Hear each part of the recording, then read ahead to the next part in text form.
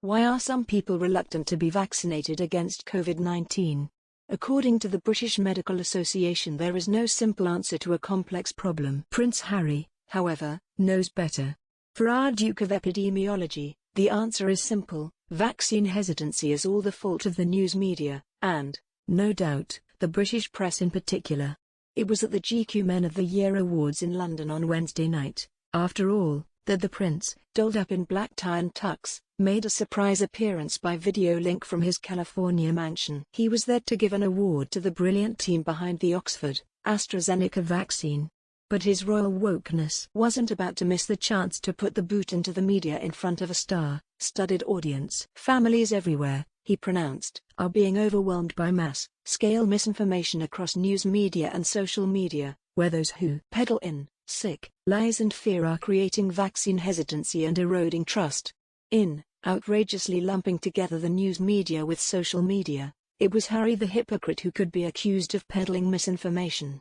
His carefully inserted inverted commas around the word news, as shown on the official transcript of his speech published on the GQ website, were clearly designed to convey the message that the mass media are liars, not to be trusted any more than the maddest anti-vaxxers are on Twitter or Instagram. It was yet another display of the Prince across the water's self-defeating and increasingly crazed hostility to the press. If Harry actually ever read the news, he'd know there has been no mass-scale misinformation about the benefits of vaccination in our mainstream newspapers and their online outlets. Quite the contrary, in fact.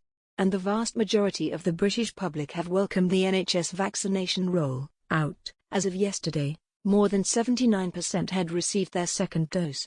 The Prince's blatant, two-faced attempt to tar the news media with the misinformation brush reeks of the sort of cynical propaganda he likes to accuse the press of spreading. By contrast, there has, of course, been a great deal of toxic trash about COVID and the vaccine in particular spread across social media and elsewhere on the internet. Ironically, when Harry and Meghan updated their media relations policy in January of last year, they signaled a shift away from a system that predates the dramatic transformation of news reporting in the digital age, which, they claimed, made it difficult for them to personally share moments in their lives directly with members of the public. They also pledged to engage with grassroots media organizations and young, up and coming journalists. In a nutshell, they were embracing just the sort of sites and apps that have been most responsible for giving house room to conspiracy theories about COVID vaccines. Harry and Meghan hate the news media because, unlike their simpering social media fan club, its nasty journalists will insist on questioning what they say and do and pointing out the inconsistencies. Why, as recently as last month, the British press had the temerity to accuse Harry of hypocrisy for giving censorious lectures about carbon emissions before flying back from a charity polo match on a private jet. When the Duke and Duchess of Sussex quit Britain, they insisted that they wanted to regain their privacy in a location free from media intrusion. So they moved to celeb Central California, staged a global tell-all interview with Oprah Winfrey, and then broadcast endless revelations about their most personal feelings and family relationships. It is now obvious that what they really want is not privacy, but PR, the freedom to tell their truth without the fear of being questioned or contradicted by journalists. And woe betide those who fail to play their PR game.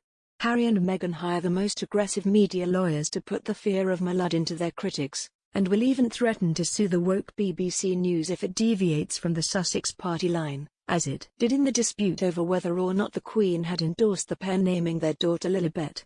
No doubt it was pure coincidence that Harry chose to launch his latest broadside against the news media at a celebrity event where Mail Online columnist Piers Morgan was in the audience.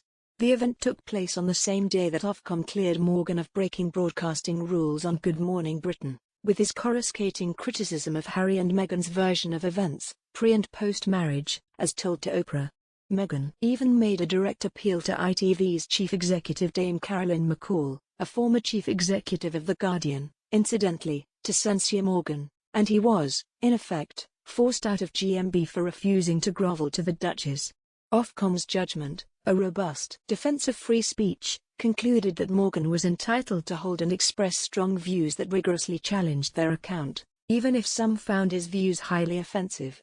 To prohibit such views would be an unwarranted and chilling restriction on freedom of expression both of the broadcaster and the audience. Like all woke warriors, Harry and Meghan would not recognize freedom of expression if they found it in their organic muesli. They demand the freedom to impose a chilling restriction on the free press and deny the public the right to judge the truth for ourselves. Freedom of the press in Britain was won through a hard-fought battle against royal censorship, which only ended when Crown licensing of the published word was abolished more than 300 years ago.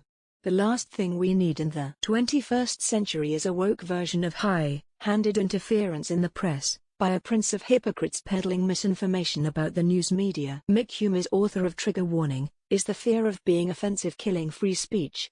Published by William Collins.